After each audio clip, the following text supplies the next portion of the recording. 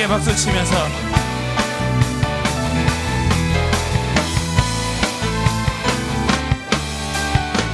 함께 선포합시다. 주님의 영광 나타나셨네. 권능으로 임하셨네. 죽음에서 날 살리신 주 성령, 놀라우신 주 하나님. 한 번 더 선포할까요? 주님의 영광 나타나셨네. 권능으로 임하셨네.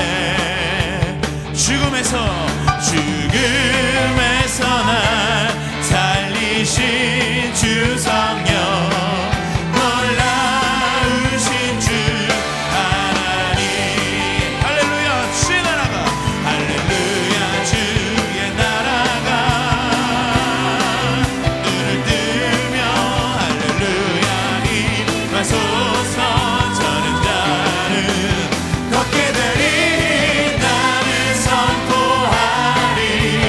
만왕의 왕 예수, 주의 나라 임하시네.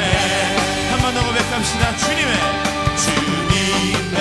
영광 나타나셨네. 권능으로 임하셨네. 죽음에서 날 살리신 주 성령, 놀라우신 주 하나님. 할렐루야. 주의 나라가, 할렐루야. 주의 나라가 높은 자를 눈을 뜨며 함께 저는 자를 걷게 되리. 나는 선포하리. 만왕의 왕 예수, 주의 나라 임하시네. 다시 한번 할렐루야. 할렐루야. 주의 나라가 할렐루야 임하소서. 함께 걷게 되리. 나는 선포하리. 만왕의 왕 예수, 주의 나라 임하시네. 나는 선포하리. 나는 선포하리. 만왕의 왕 예수, 주의 나라 임하시네. 주의 나라 임하시네. 주의 나라 임하시네. 주의 나라 임하시네. 주의 나라 임하시네. 할렐루야. 그 하나님의 영광이 우리 가운데 충만하게 임하여 주시옵소서. 그 하나님 앞에 영광의 박수 함께 올려드리십시다. 아멘. 주님의 은혜가 이 안에 가운데 여러분 가운데 함께 하기를 소망합니다. 우리 옆 사람에게 믿음으로 고백합시다. 주님의 은혜가 당신 안에 함께 할 것입니다. 아멘. 우리 이런 바람을 기대를 가지고 우리 1월의 찬양 우리 함께 고백해 보도록 하겠습니다. 힘차게 박수 치면서 첫 곡이지만 우리 함께 기쁨으로 함께 찬양하겠습니다.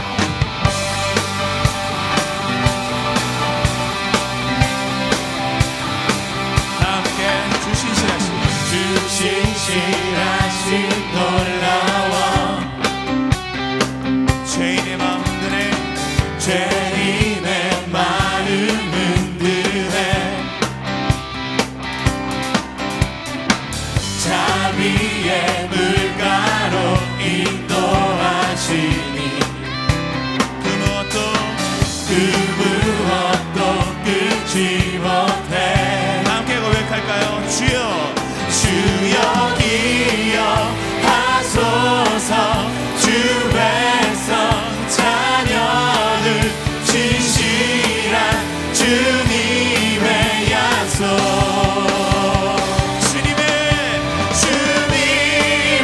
은혜 내게 넘치네. 나를 향한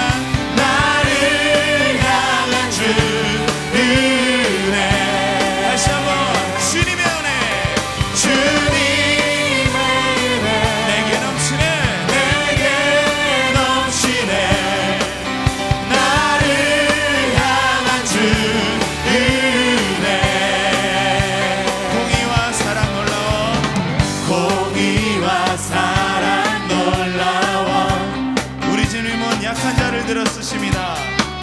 약한 자 들어 쓰시네. 아멘.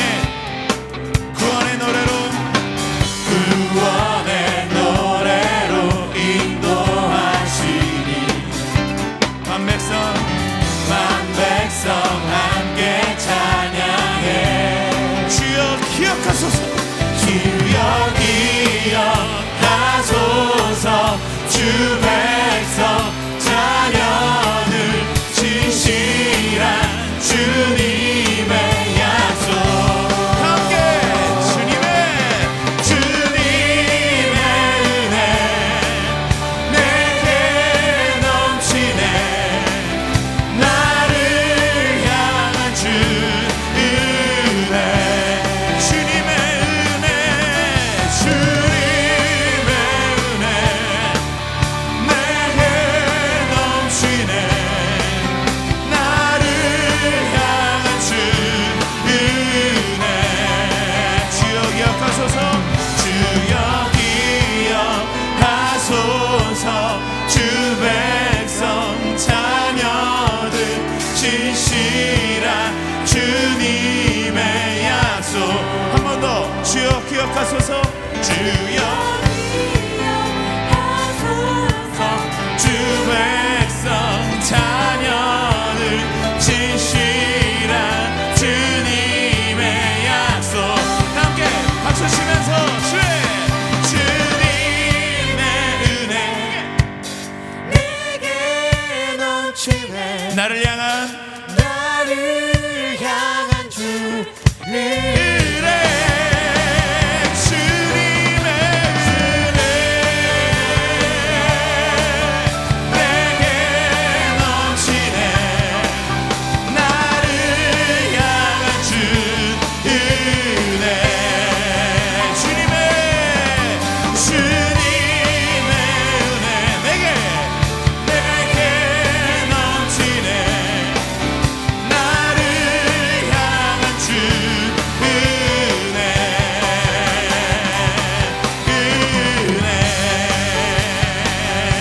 힘차게 박수 치면서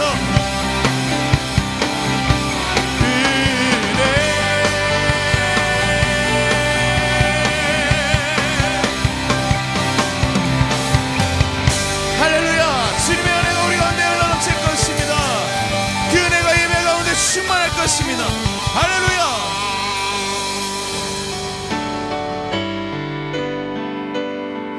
하나님의 은혜를 사모하십니까? 사모하는 백성들마다 그 은혜가 임할 줄 믿습니다. 우리가 그런 믿음으로 함께 고백하도록 하겠습니다.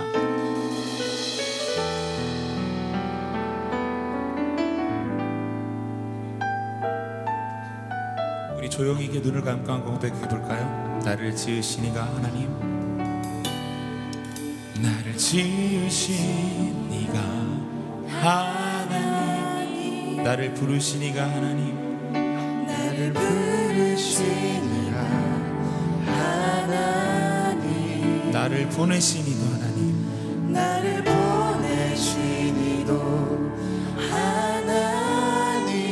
나의 나된 것은 나의 나된 것은 하나님 은혜라. 하나님 은혜라. 아멘. 나의 달려갈 길, 나의 달려갈 길 다가도록 나의 마지막 고유 다하도록 나로 그 십자가 품게 하시니 나의 나된 것은 다 하나님 은혜. 아멘. 우리 함께 오른손을 높이 들고 믿음으로 한량없는 은혜, 한량없는 은혜 갚을 길 없는 은혜 내 삶을 애워싸는 하나님의 은혜, 하나님의 은혜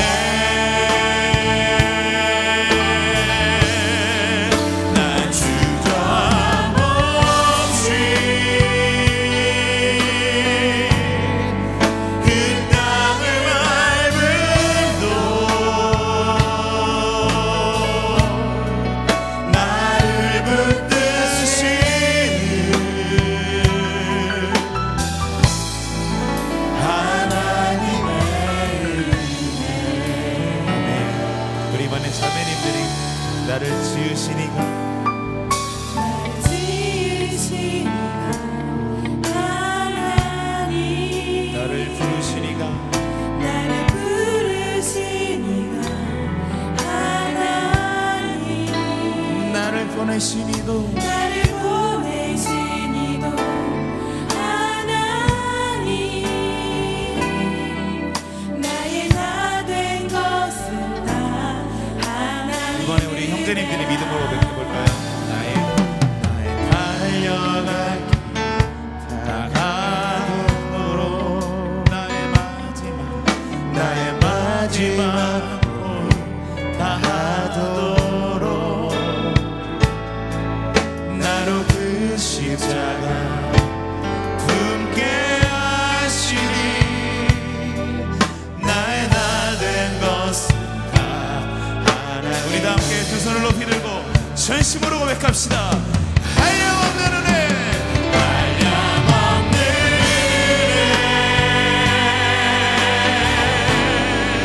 갚을 길 없는 은혜, 내 삶을 에워싸는 하나님의 은혜. 나 주저함 없이 그 땅을 밟음도 나를 붙드시는, 다시 한번 그 커다란 은혜를 사모하시면서 두 손을 높이 들고 한량없는 은혜, 한량없는 은혜, 갚을 길 없는 은혜, 갚을 길 없는 은혜, 내 삶을 에워싸는 그 하나님의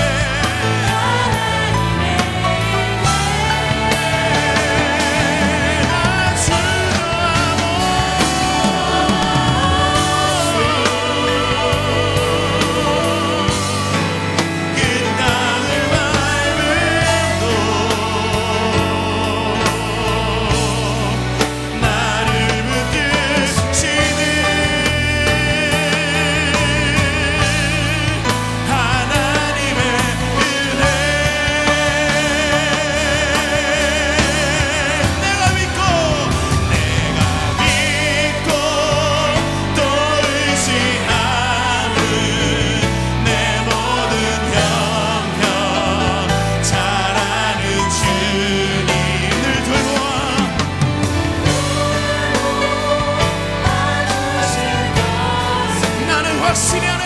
나는 확실히. 다시 한번 두 손을 높이 들고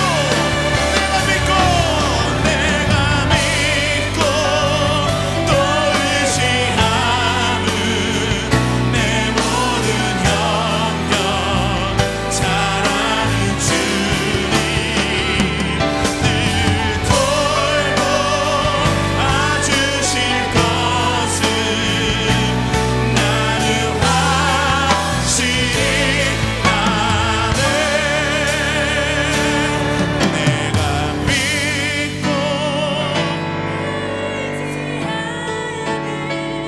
내 모든 잘하는 주님, 사랑하는 주님 늘 돌봐주실 것을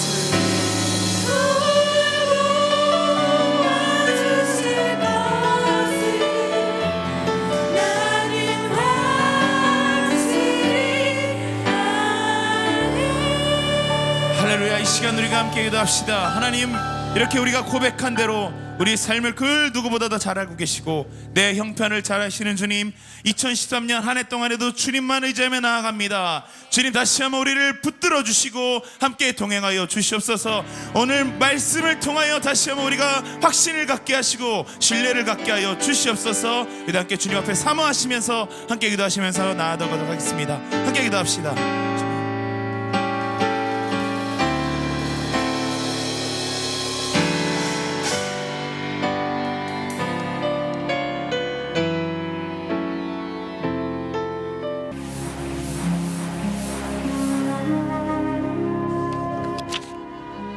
오늘의 말씀은 마가복음 11장 22절 말씀입니다.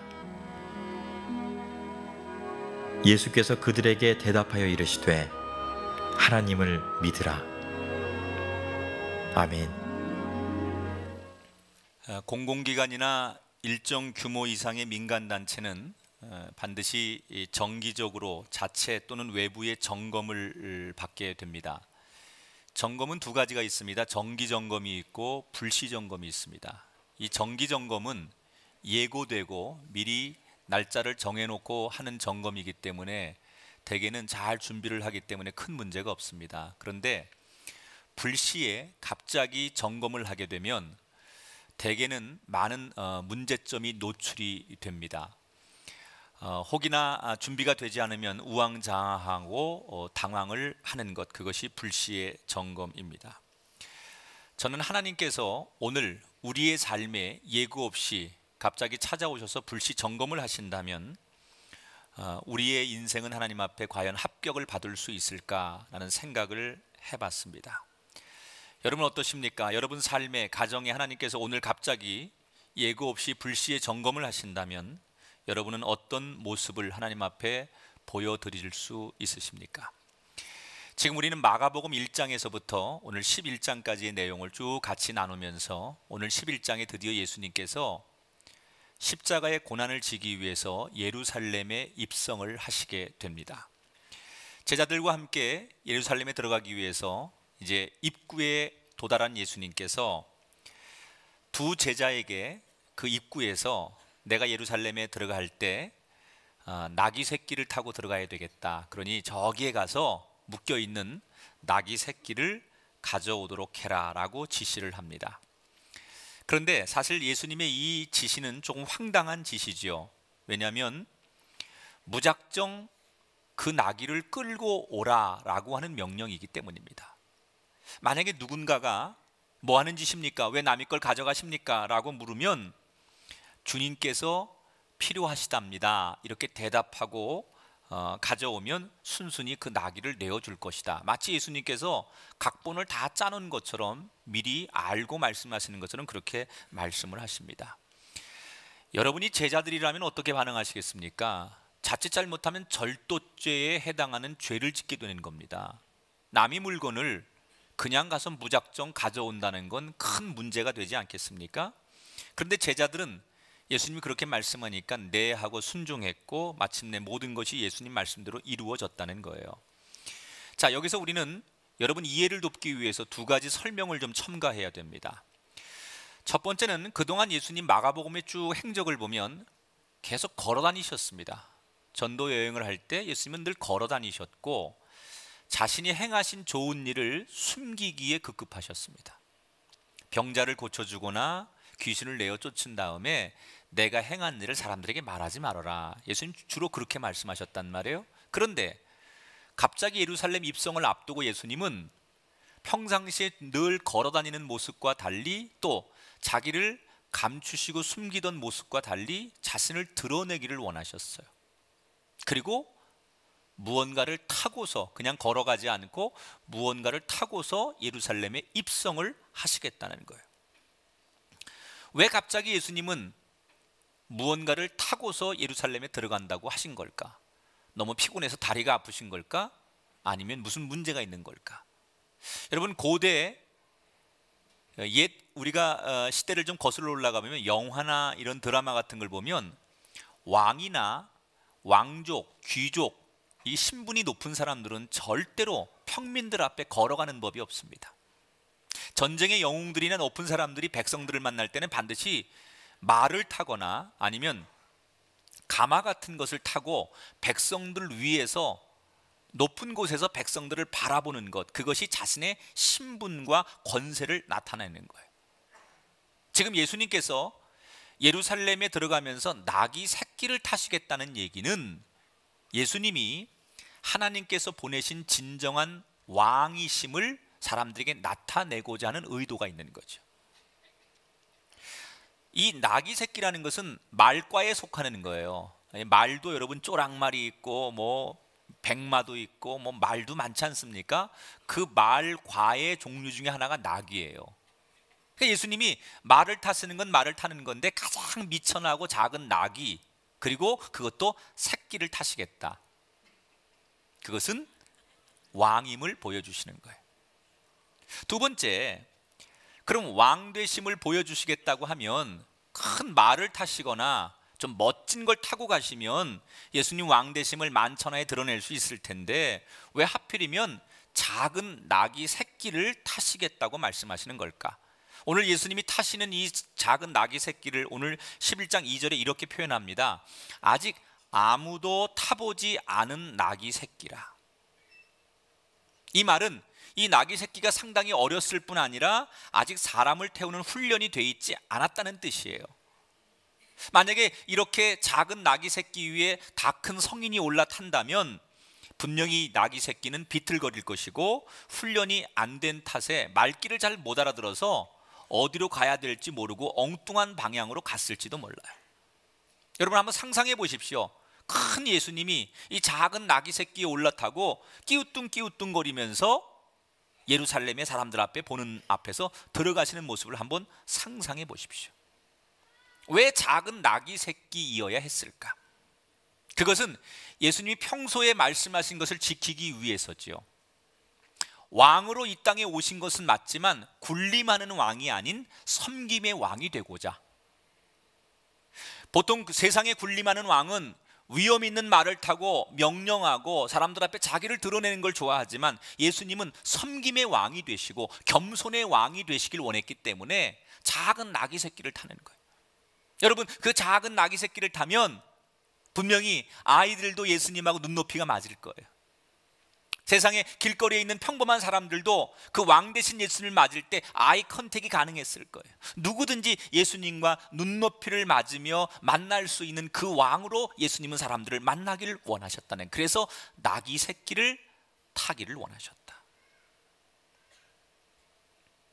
자, 그런데 목적은 그렇다 하더라도 일방적으로 나귀 새끼를 가서 끌고 오는 것은 분명히 이것은 사회적으로 문제가 될 소지가 있습니다. 자, 3절 앞부분을 읽어보겠습니다.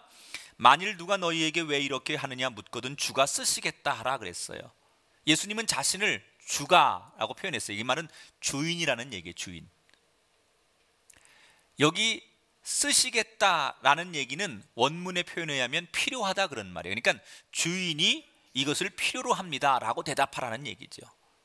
이 대목에서 예수님께서는 지금 우리의 생명을 포함한 현재 우리가 누리고 있는 모든 것이 하나님의 소유라는 것을 가르치고 있는 거예요. 여러분, 우리가 지금 사용하고 있는 모든 것은 다 하나님의 것을 잠시 사용하고 있을 뿐이지요. 원래는 우리 게 아니에요. 원래 주인 되신 하나님께서 우리의 생명과 가정과 재능과 물질과 모든 것을 다시 반환을 요구하시면 우린 지체 없이 다 돌려드려야 하는 것이 우리의 인생이라는 거예요.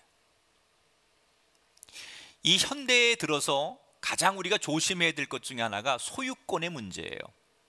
지난 1월 30일 법정 구속된 한 대기업 회장의 핵심 제목이 뭡니까? 횡령입니다. 횡령. 그 회사의 공금을 자기의 것처럼 착각하고 그것을 개인적으로 멋대로 사용한 죄목, 그게 횡령이지요. 그리스도인이 되면 세상 사람하고 달라져야 되는 가치가 하나가 뭐냐? 내 것을 주장하지 않아야 되는 겁니다. 모든 것이 하나님의 것입니다 라고 고백하는 것, 그것이 그리스도인이라는 거예요. 여러분이 건강을 여러분이 가꾸었을지만 그건 여러분의 건강이 아니에요. 여러분이 행복의 터전을 가꾸었지만 그건 여러분의 것이 아니에요. 하나님의 것이라는 거예요. 이 모든 것이 하나님의 소유임을 고백하는 사람들, 내가 누리고 있는 모든 것이 하나님 필요에 따라 하나님이 언제든지 요구하시면 원하는 대로 하나님 뜻대로 쓰여지기를 소망하는 사람들, 이게 바로 그리스도인인 줄 믿습니다. 그런데 어떤 사람들은 내가 가지고 있는 것이 너무 보잘것없어서 주님께 나는 드리는 게 너무 송구합니다 라고 말하는 분이 있어요. 여러분 기억하십시오. 지금 예수님은 멋진 말을 달라고 요구하지 않습니다. 사람을 태워본 적도 없는, 경험이 없고 가장 유약한 나귀 새끼가 필요하다고 말씀하셨어요. 때때로 우리 인생이 사람들 앞에 자랑할 것, 드러낼 것 없는 작은 나귀 새끼처럼 별 볼 일 없고 인정받지 못하고 자랑할 것 없는 그런 인생일지라도 여러분, 하나님은 여러분의 그 있는 모습 그대로를 쓰기를 원하시는 분이에요. 우리가 뭔가 대단해야만 하나님 앞에 내 것이 쓰임받고 내 인생이 쓰임받는 게 아니에요. 좋은 대학 나오고 굉장히 내가 돈이 많고 내가 세상 사람들 앞에 떵떵거리고 살 만한 조건을 가져야만 하나님이 나를 쓰시는 게 아니라는 거예요. 나귀 새끼처럼 가장 볼품없고 가장 연약한 존재일지라도 그 인생이 하나님 손에 붙들리면, 그 환경과 그가 가진 재능이 하나님 손에 붙들리면 그게 가장 가치 있는 인생이 되는 거예요. 여러분, 사람이 언제 가치 있는 인생이 되느냐? 쓰임 받을 때예요.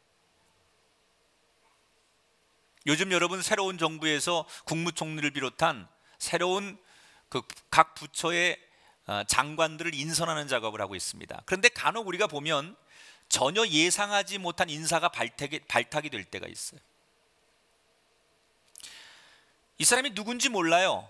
그런데 그 사람이 그 왕으로부터 지명을 당하고 쓰임 받을 때 그 사람을 우리는 주목하기 시작하는 거예요. 사람의 가치는 쓰임 받을 때예요. 한낱 별 볼 일 없는 나귀 새끼도, 아무도 주목하지 않고 저 구퉁이에 매여 있는 이 나귀 새끼도 예수님께서 쓰시려고 준비하고 계신 것처럼, 저와 여러분의 인생이 보잘것없고 우리의 가문과 가정과 내 처지와 내 자식들이 자랑할 게 없는 가문일지라도 하나님은 분명히 우리의 인생, 여러분의 가정을 향하여 준비하고 계신 분임을 믿으시기 바랍니다. 그런 것이, 그런 꿈을 갖는 게 그리스도인의 삶이라는 거예요. 내가 생각할 때는 나 같은 사람이 과연 저기에 쓰임 받을 수 있을까? 저렇게 큰 일을 하는 하나님 앞에 내가 과연 필요할까? 이렇게 생각될지 모르지만 하나님은 아무도 주목하지 않는 나귀 새끼를 쓰시는 분이라는 거예요. 오늘 여러분 반드시 쓰임 받을 줄 믿습니다. 하나님의 기대의 눈높이에 여러분은 반드시 필요한 사람인 줄 믿습니다. 언제든지 여러분 준비하십시오. 하나님이 여러분에게 쓰임 받기를 원해서 여러분을 요구한다면 기쁨으로 쓰임 받는 인생이 되기를 주님의 이름으로 축원합니다. 자, 예수님께서 드디어 이렇게 어린 나귀 새끼를 타고 예루살렘에 들어오십니다. 그랬더니 이미 주민들이 쫙 나와가지고 양쪽에 길을 쓰면서 길에 서가지고 예수님을 크게 환호하기 시작했어요. 사람들이 겉옷을 벗어가지고 예수님이 걸어오는 길에 쫙 그렇게 겉옷을 깔았어요. 마치 레드 카펫처럼 예수님 들어오시는 길을 쫙 겉옷을 벗어가지고 사람들이 깔아놓고 나뭇가지를 꺾어가지고 확 만세를 부르면서 예수님을 환영하기 시작했어요. 그런데 예수님은 그 사람들의 환호를 별로 반가워하지 않으셨어요. 그냥 곧바로 성전에 들어가서 성전을 한 바퀴 휙 둘러보시더니 때가 아마 저녁이 되었든지 예수님 그냥 됐다 그리고 확인만 하시고 다시 성전을 빠져나가서 예루살렘 밖으로 나가십니다. 그리고 여전히 자기를 뒤따라오고 환호하는 그 군중들에게 그렇게 반가운 얼굴로 대하지 않고 돌아가시죠. 왜 그러셨을까요? 지금은 예수님의 이름을 부르며 예수님을 환영하는 저 인파들이 불과 며칠 뒤면 자신을 십자가에 못 박으라고 아우성치는 폭도로 변할 것을 예수님은 알고 계셨던 것 같아요. 겉만 보지 않고 그 사람의 중심을 보시는 예수님, 이미 그 사람들의 진실을 보시는 예수님, 저들이 원하는 것이 하나님이 보낸 이 땅에 그 영적인 구원의 왕이 아닌 자유와 해방을 주는 왕으로서만 자기를 바라고 있는 그것을 정확하게 간파하신 예수님은 군중들의 환호와 군중들의 요구에 동요하지 않고 자기 갈 길을 묵묵히 가시는 거예요. 그리고 다음 날 아침 다시 예수님은 다시 예루살렘으로 돌아가시게 됩니다.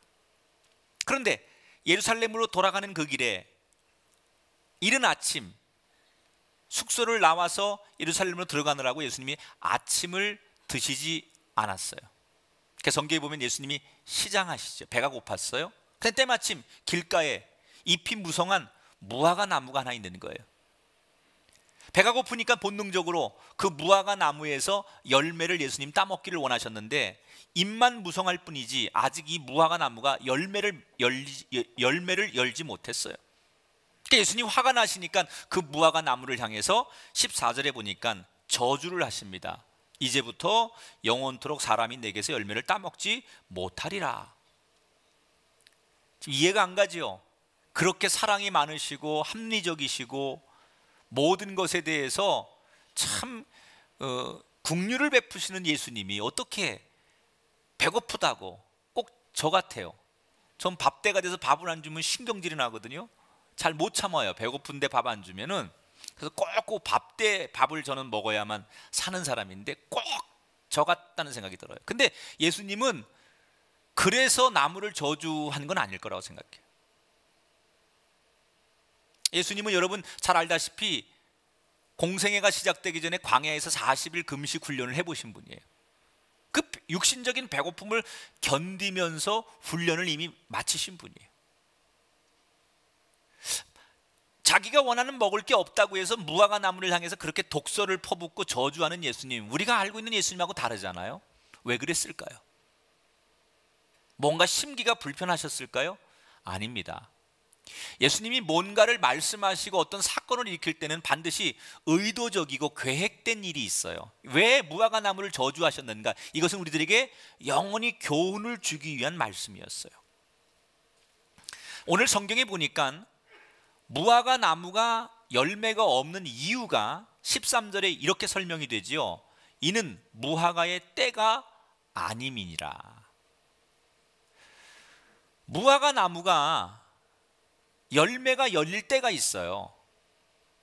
그런데 지금 예수님은 무화과 나무의 열매가 열리기 전에 나무에게 열매를 요구하신 거예요. 대개 무화과 나무가 한 5월이나 6월 정도부터 열매가 열리기 시작합니다. 그리고 8월 정도 돼야만 열매를 수확하게 돼 있어요. 근데 지금 예수님은 3월이나 4월 정도에 예루살렘에 들어가시는 거거든요. 그러니까 아직 무화과 나무가 잎만 무성하지 열매를 열 때가 못 된 거예요. 일찍 가신 거죠, 예수님. 그러면 누구의 책임이에요? 나무의 책임이 아니라 예수님의 책임이죠. 그런데 예수님은 당신이 잘못한 건 생각하지 않고 무화과 나무에게 네가 열매를 맺지 못했으니 다시는 네가 열매를 맺지 못하리라 라고 저주를 하셨다는 거예요. 이 사건은 우리에게 뭔가 가르치시고자 하는 교훈이 있었는데 그게 뭐냐? 우리 모든 인생은 무화과 나무예요. 저와 여러분은 이 땅의 무화과 나무예요. 근데 우린 각자의 형편과 사정이 다 있어요. 그런데 주님이 우리에게 열매를 요구하시는 건 때와 시기와 상관이 없다는 거예요. 언제든지 주님이 우리에게 합당한 결과를 내놓으라고 요구하면 우리는 항상 준비해서 주님께 열매를 드려야 하는 것이 인생이라는 거예요. 마치 우리가 불시점검을 당하면 어느 날 갑자기 나한테 찾아오셔서 내 인생의 열매를 주님이 원하세요. 그런데 주님 왜 이렇게 빨리 오셨습니까? 오면 온다고 예고는 하고 오시지 왜 이렇게 빨리 오셨습니까? 이러는 법이 어디 있습니까? 내가 지금까지 살아온 인생에 주님께 드릴 만한 아무것도 준비가 안 됐는데 조금 더 있다 오세요. 그럴 수 있는 게 아니라는 거죠. 주님이 언제든지 우리에게 갑자기 찾아오셔서 내가 너한테 그동안 건강도 주고 시간도 주고 재능도 주고 네 인생을 허락했는데 네가 나를 위해 무엇을 준비했느냐, 네가 살아온 인생에 합당한 열매를 내게 보여봐라 라고 요구하실 때 예고 없이 찾아오신 주님 앞에 왜 이렇게 갑자기 오셔서 사람을 당황하게 만드냐고 항의할 수 없다는 얘기죠. 그 가운데 하나가 뭐예요? 죽음이에요. 죽음은 예고가 없지 않습니까? 언제 우리가 어떻게 하나님 앞에 이 땅에서 죽음을 맞이하고 하나님 앞에 설지 몰라요. 그 누구도 빠짐없이 우리는 하나님 앞에 예고 없이 죽음을 맞습니다. 그때 하나님 앞에 서서 우리는 허튼 소리 할 수 없어요. 핑계를 댈 수가 없어요. 우리의 삶을 철저히 하나님 앞에 빠짐없이 보고하고 책임을 져야 돼요. 그런데 이 죽음의 시점을 아무도 모른다는 거예요. 마치 오늘 본문에서 예수님께서 때가 아닌데도 무화과 나무에서 열매를 찾으셨듯이 우리의 죽음도 전혀 예상하지 못했던 시점에 갑자기 올 수 있다는 거예요. 그때가 언젠지 모르잖아요. 그러면 언제 갑자기 찾아오셔서 나에게 열매를 요구하실지 모르는 주님 앞에 우리가 할 수 있는 최선의 방법은 뭘까요? 순간순간마다 최선을 다하는 거예요. 우리의 호흡이 있는 그 순간순간마다 진실하게 사는 거예요. 그래서 어느 때든 주님이 내게 갑자기 오셔서 내 인생의 열매를 요구하신다면 우리는 그때 어느 때든지 주님 앞에 합당한 열매를 지금까지 준비한 만큼 내놓을 수 있는 인생이 되는 것. 그래서 그리스도인의 삶은 순간순간 최선을 다해야 되고 진실하게 살아야 된다는 거예요.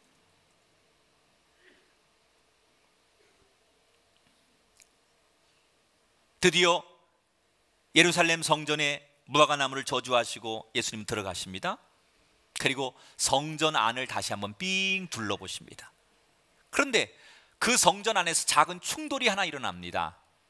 거기에서 장사하는 상인들을 예수님께서 상을 뒤엎고 그들을 강제로 내쫓아내십니다. 15절을 읽어볼게요. 성전 안에서 매매하는 자들을 내쫓으시며 돈 바꾸는 자들의 상과 비둘기 파는 자들의 의자를 둘러 엎으셨다. 예수님이 오늘은 굉장히 강하게 나가시죠. 상을 뒤엎고 큰 소리를 치고 그들을 쫓아내셨다는 거예요. 왜 성전 안에 돈 바꾸는 자들과 비둘기 파는 자들이 있어야 되느냐? 이건 원래 좋은 의도예요. 자, 성전은 지금 예루살렘에 있어요. 그런데 이 절기가 되면, 6월절이라는 절기가 되면 전국에서, 심지어 외국의 사람들이 많이 예루살렘 성전이 있는 곳으로 몰려듭니다. 역사에 의하면 한 250만 명 정도 인구가 옵니다. 그러면 저 멀리 외국에서나 다른 곳에서 오는 사람들은 여기 와가지고 성전에서 예배를 드릴 때 헌금을 드리고 종교세를 바쳐야 되는데, 이 화폐는 예루살렘 돈으로 환전을 해야 돼요. 동남아 사람들이 자기 나라 돈 가져와서 우리나라 슈퍼에서 뭐 살 수 없잖아요. 우리나라 돈으로 환전을 해야 되는 것처럼 예루살렘에 오면 예루살렘 돈으로 바꿔가지고 헌금도 드리고 종교세도 바쳐야 되는데, 그걸 도와주기 위해서 성전 안에 돈을 환전해 주는 사람들이 필요했기 때문에 그런 사람들이 자연스럽게 생기기 시작하는 거예요. 또 하나님 앞에 드리는 제물이 소나 염소나 비둘기 이런 걸 하나님 앞에 제물로 드리는데, 먼 나라에서 이 소나 염소나 이런 걸 끌고, 제물을 끌고 예루살렘까지 오기가 너무 힘들죠. 사람들이 제물은 온전해야 되는데, 흠이 없어야 되는데, 혹시 저 멀리서 데리고 오다가 이게 상처가 나거나 흠이 생기면 하나님 앞에 온전한 제물이 될 수가 없어요. 그래서 사람들이 어떻게 해요?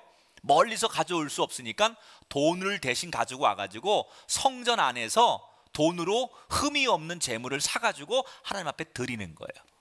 그러니까 원래의 취지는 환전을 해주는 사람들이나 아니면 이 비둘기나 소나 이 양이나 이런 걸 파는 사람들은 다 예배를 도와주기 위해서 좋은 의도로 만든 거죠. 그런데 아무리 좋은 의도로 시작이 돼도 이것이 오랫동안 진행되면서 관행이 되면 반드시 거기에 문제가 생기게 돼 있어요. 돈을 환전해주고 이 물건을 팔다 보니까 이게 이윤을 남기는 장사가 되다 보니까 사람들이 슬금슬금 욕심을 내기 시작하면서 비리가 생기는 거예요.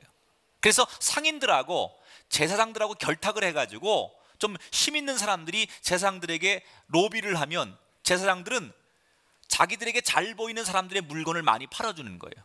그래서 그 집에서 사온 물건은 좀 흠이 있어도 통과를 시켜주지만, 자기들이 지정한 곳에서 사오지 않는 물건이 흠이 없어도 괜히 트집을 잡아가지고 돌려보내기도 하고, 그러면서 원래의 목적을 벗어나서 자꾸 비리가 생기고 문제가 생기기 시작했다는 거죠. 이걸 너무나 잘 알고 있었던 예수님은 성전 안에서 원래의 목적을 벗어나서 장사하는 사람들을 이 거룩한 성전을 강도의 소굴로 만들었다라고 이야기하며 그들을 내어 쫓으셨다는 거죠. 자, 예수님에게 쫓김을 당한 이 장사하는 상인들은 갑자기 하루아침에 생업을 잃어버린 거 아닙니까? 그리고 검은 그 뒷거래를 못하게 된 예루살렘의 성전의 제사장들은 자기들 체면도 말이 아니라 또 그동안 심심치 않게 들어오던 이 뒷주머니에 들어오던 수입이 생기지 않으니까 제사장들은 제사장들대로 분노하는 거죠. 그리고 이 제사장과 상인들이 결탁을 해서 어떻게 하면 우리를 이렇게 어렵게 만들고 힘들게 하는 저 예수님을 잡아서 죽일까 음모를 본격적으로 꾸미기 시작하는 거예요. 그래서 오늘 18절에 보니까 대제사장들과 서기관들이 듣고 예수를 어떻게 죽일까 하고 꾀하니 라고 설명합니다. 여러분, 우리가 오늘 이 말씀을 통해서 하나 깨달아야 될 게 있어요. 우리 사회에서 개혁을 시도할 때 언제나 등장하는 단어가 있습니다. 그게 관행이라는 단어예요. 오래전부터 그렇게 살아왔으므로 더 이상 손댈 필요가 없다거나 손대서는 안 된다라는 주장이죠. 하지만 우리 사회가 관행을 너무 고집하는 이상 결코 성장하고 발전할 수가 없습니다. 아무리 오랫동안 수십 년 동안 그게 관행일지라도 잘못된 부분이 있거나 개선할 여지가 있으면 바꿔야 됩니다. 근데 사람들은 관행이라는 것이 너무 편하기 때문에 바꿀 생각을 안 해요. 이게 관행인데요, 이게 원래 내려오는 전통인데요, 이걸 왜 바꿔요? 그러면 우리 모두는 망하는 거라는 거예요. 여러분 기억하십니까? 1995년도에 우리나라 부의 상징인 강남에서 삼풍백화점 붕괴 사고가 있었습니다. 공식 기록상 사망이 502명이고 부상자가 937명이고 실종자가 6명이 발생했습니다. 엄청난 피해액이 발생했습니다. 서울 강남 도심 한복판에 유명 백화점이 첫 균열이 생긴 지 2시간 만에 한꺼번에 내린 이 사건은 순식간에 해외 토픽감이 되었죠. 아마도 제가 볼 땐 우리나라가 근대 역사 가운데, 현대 역사 가운데 두고두고 전 세계 역사에 치욕적인 사건 중에 하나가 이 삼풍백화점 무너진 사건일 거예요. 이거 아마 역사 속에 길이길이 남을 겁니다. 그런데 이 사건은 사실상 예고된 사건이었어요. 시공 자체가 총체적 부실이었고 매우 위험하다는 것을 건물주도 알고 있었고 공무원들도 잘 알고 있었다는 거예요. 근데 사람들이 그동안 이 건물 검사를 할 때 또는 이 건물을 쓸 때 다양한 꼼수를 부려가지고 눈 가리고 아웅하는 식의 공사를 그동안 해왔기 때문에 이게 그냥 건설 계통의 관행이었기 때문에 사람들은 눈 덮고 그냥 덮어주면서 그것을 지나갔다는 거예요. 문제가 생기면 땜질식으로 건축하다 보니까 사실 이런 정말로 수치스러운 대참사가 일어났다는 거예요. 이 삼풍백화점은 관행이 그랬을지라도 땜질식으로 건축하기보다는 아예 밑바닥부터 완전히 다시 지어야 하는 그런 건물이었어요. 여러분, 우리가 인생을 살다가 중요한 사안을 만나면 적당히 땜질하는 것으로 우리 인생을 커버하면 안 돼요. 처음부터 완전히 다시 시작할 수 있는 용기가 필요한 거예요. 어떤 사람은 내가 지금까지 투자하고 공들인 시간이 너무나 아까워서 할 수 없다고 고집하다가는 결국 더 큰 문제를 만나게 돼 있어요. 처음부터 다시 시작하는 용기가 우리에게 필요하다는 거예요. 여러분, 기독교에서 말하는 회개가 뭡니까? 원점으로 다시 돌아가는 거예요. 회개라는 것은 처음으로 내가 다시 돌아가서 다시 시작하는 거예요. 첫 단추를 잘못 끼웠으면 다시 다 풀고 첫 단추를 다시 끼는 것, 그것이 바로 회개라는 거죠. 오늘 우리 그리스도인은 회개가 필요한 사람들이에요. 처음으로 다시 돌아가서 첫 단추부터 다시 끼우는 그 회개가 있을 때 우리의 삶이 회복될 줄 믿습니다. 이 동양 사람들은 서양 사람들에 비해서 새해를 2번 맞잖아요. 우리는 1월 1일 새해를 맞고 다행스럽게 설 연휴, 구정 설 연휴를 우리 풍습상 한 번 더 맞아요. 아마 올 2013년 한 해를 시작해 놓고 여러분 작심삼일로 여러분의 계획을 끝내버린 분들이 많이 계실 텐데 얼마나 다행입니까? 새해가 오늘부터 시작되니까 다시 시작하십시오. 원점으로 돌아오셔서 다시 시작하면 여러분 늦지 않았습니다. 오늘 하나님이 우리에게 주시는 메시지는 바로 그거예요. 원점으로 돌아가서 다시 시작해라. 오늘 말씀을 들으며 여러분 기억하십시오. 어느 날 갑자기 주님께서 우리 인생에 불시에 찾아오셔서 준비되었느냐라고 물으셨을 때 우리는 어느 때든지 주님 앞에 준비된 것을 내어놓을 수 있는 그런 삶이기를 꿈꾸시고, 혹시 그것이 돼 있지 않다면 늦지 않았으니까 다시 처음으로 돌아가서 그 주님 앞에 내어놓을 수 있는 것을 다시 시작하고 준비하는 아름다운 삶이 되시기를 주님의 이름으로 축원합니다. 우리 마지막 찬송 파송의 찬양 같이 부르고 예배를 마치도록 하겠습니다.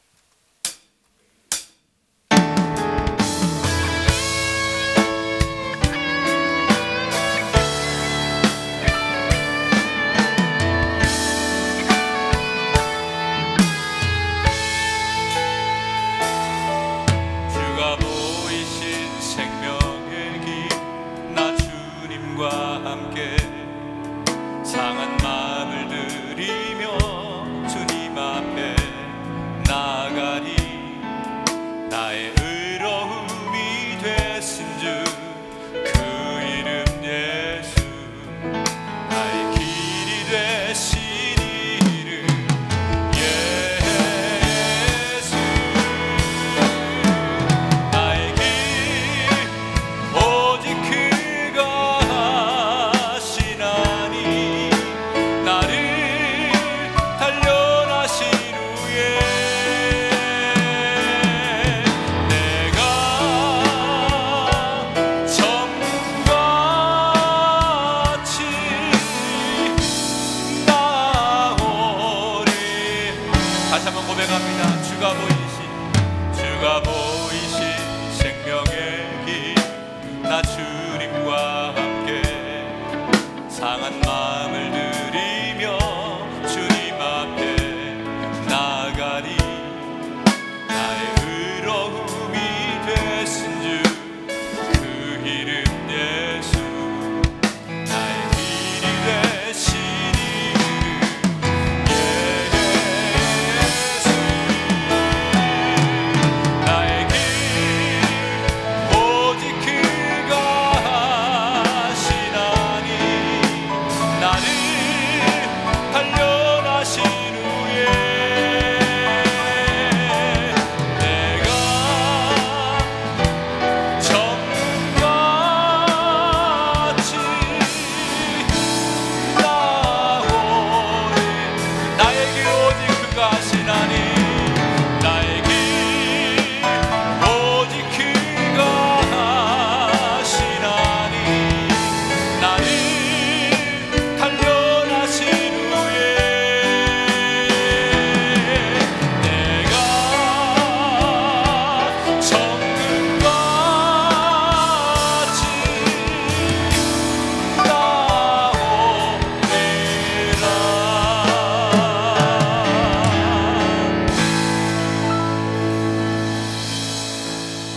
우리 두 손을 가슴에 얹고 함께 기도하겠습니다.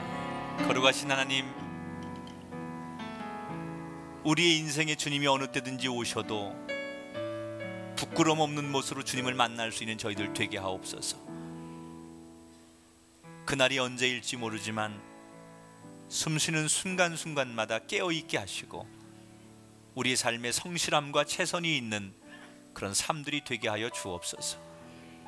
혹시라도 우리의 가정과 삶에 세상 사람들을 볼 때는 초라하고 부족한 모습 많이 있을지라도 주님은 보잘것없는 저희의 인생을 준비하고 사용하시려고 계획하시고 반드시 때가 되면 쓰실 줄 믿사오니 저희들이 낙심하거나 절망하지 않게 하시고 누군가 비교하며 자신을 내려놓지 않게 하시고 포기하지 않게 하시고 하나님의 기대와 소망을 따라 사는 거룩한 성도들 되게 하여 주옵소서.